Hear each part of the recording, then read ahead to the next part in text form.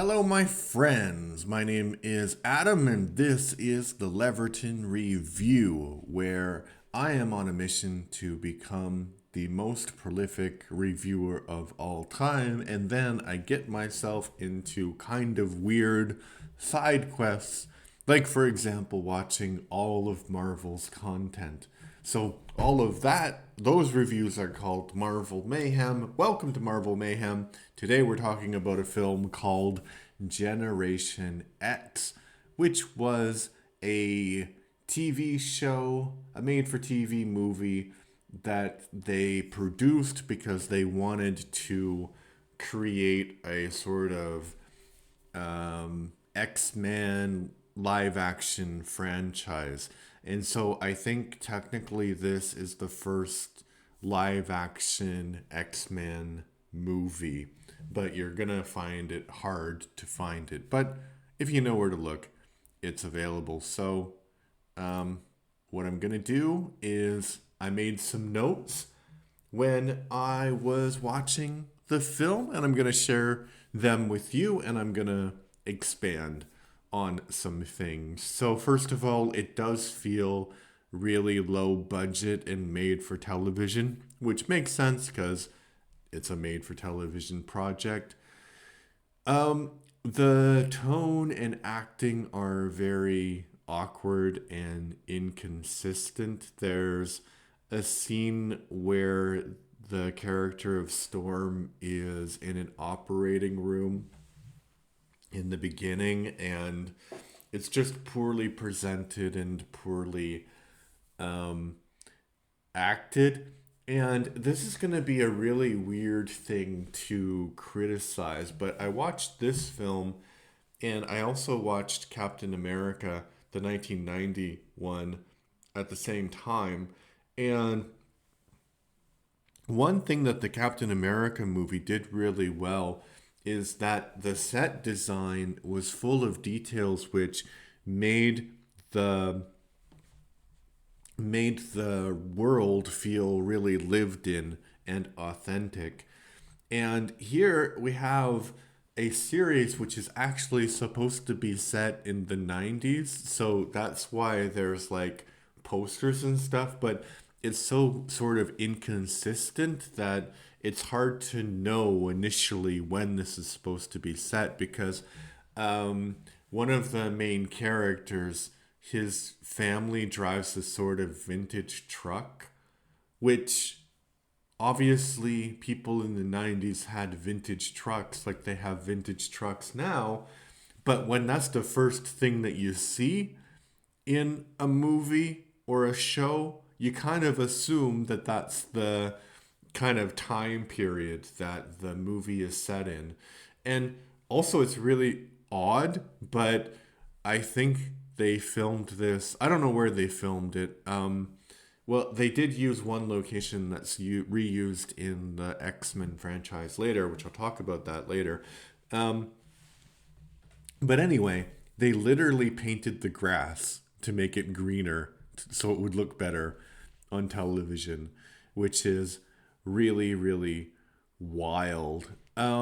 So the actor who played Murdoch from the A Team is in this, and he is the best part of the whole shebang. He's energetic, he's entertaining, and I think actually, if you watch The Mask, a lot of the Jim Carrey's the lines that he says are straight up lifted from this performance, which is crazy because very few people actually saw this movie. And so it's kind of a weird kind of coincidence that you see bad art influencing what could arguably be called good art, and why good art steals, doesn't borrow, I think the saying goes. And that's true in that case. Um, he really chews the scenery. It's quite good.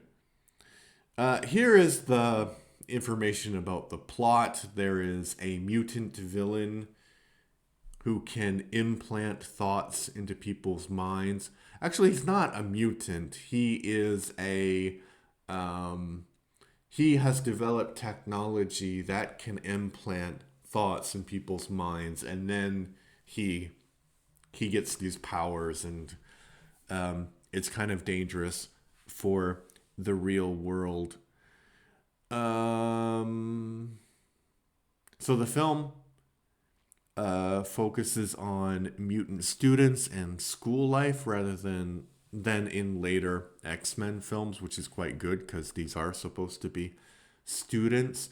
And one of the main characters is playing a fighting game, and then the main villain kind of subliminally suggests something, and it turns out that she is a mutant, and mutants need to be registered in this version of the story. So she uncovers her powers and she gets sent to this school as kind of a deal. Um, so Emma Frost's lighting and scenes look very artificial and oddly staged. Um, there's two characters that are introduced in a way that makes it feel like the story wants them to make mutant babies, which is really odd. And there's one character who has this very artificial sounding Irish accent. Um, and I said before that the film focuses more on the lives of students, and I think that would be an interesting aspect to show Charles Xavier's School for the Gifted as being an actual school.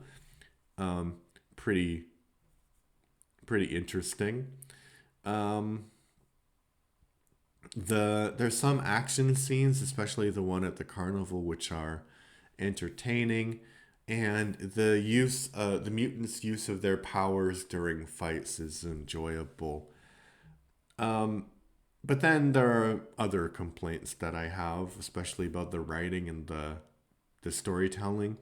So the characters unrealistically absorb information from huge books at um, after glancing on them at them briefly. And this is a cliche that's not limited to this movie, but generally there's a character, he gets a big book from the library about the topic he's interested, he opens it to the exact right spot, reads two lines, and then gives you like three paragraphs of exposition after his 5 second read, which is not how research works at all. I understand that they want to speed up the process to make it more interesting for the viewers, but yeah, no, not really.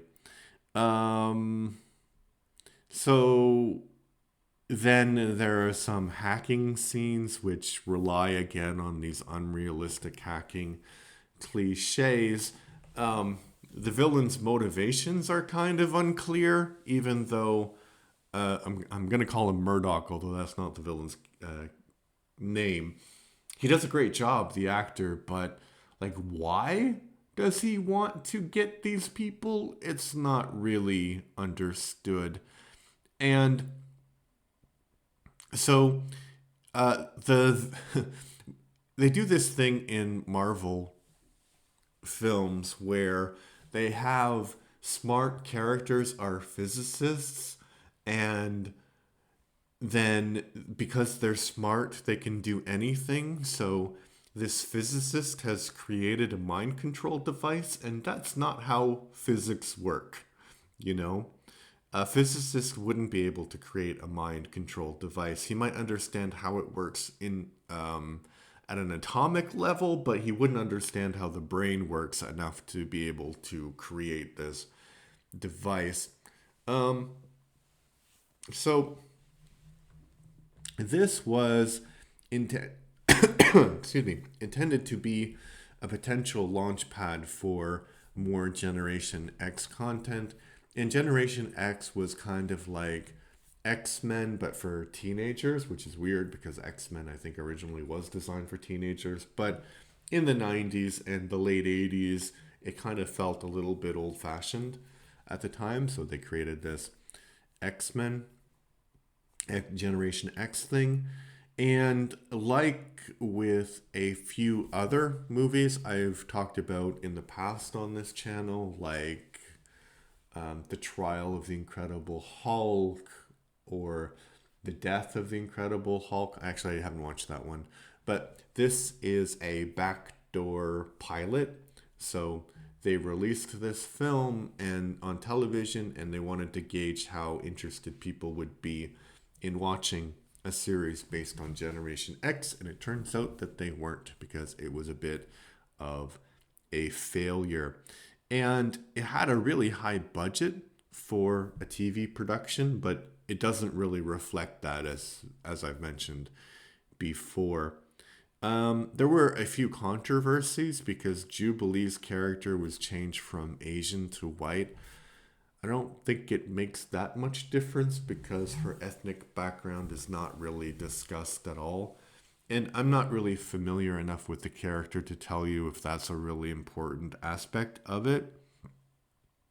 Um, but in the early 90s, they were trying to make the character more commercially uh, acceptable. And I mentioned before that there's a location that's connected later to X-Men films, and that is called Hatley Castle. So Hatley's Castle is Xavier's school for gifted students, which is the same in later X-Men movies. Um, all right, here's my final conclusions, my final impressions about the film. The superhero costumes look cheesy, and it's kind of an odd choice to be the first X-Men movie. It's really, really weird. It's not good, but it's not disastrously bad either. So it doesn't it doesn't fall into the so bad it's good.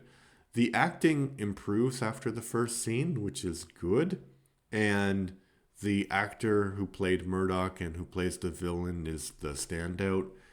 Um, yeah, no. And if you can find it, it's worth watching if you are super interested in X Men and how they developed on film. Because as I said, this is the first X Men film.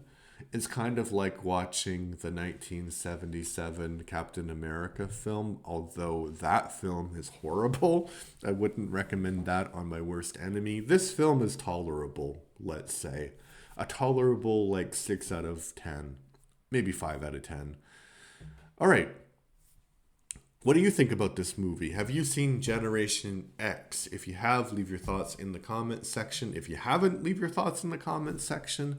And yeah, we can do it. We can watch all them all together, all of the series, all of the shows, all of the movies. We're in the 90s already. But yeah, when we get to the 2000s, it will be a bit rough. All right, if you like what I do, please like the video, please leave a comment, please subscribe. I'm trying to get to 10 subscribers by the end of June, which I think is quite doable and feasible. All right, thank you. Bye-bye.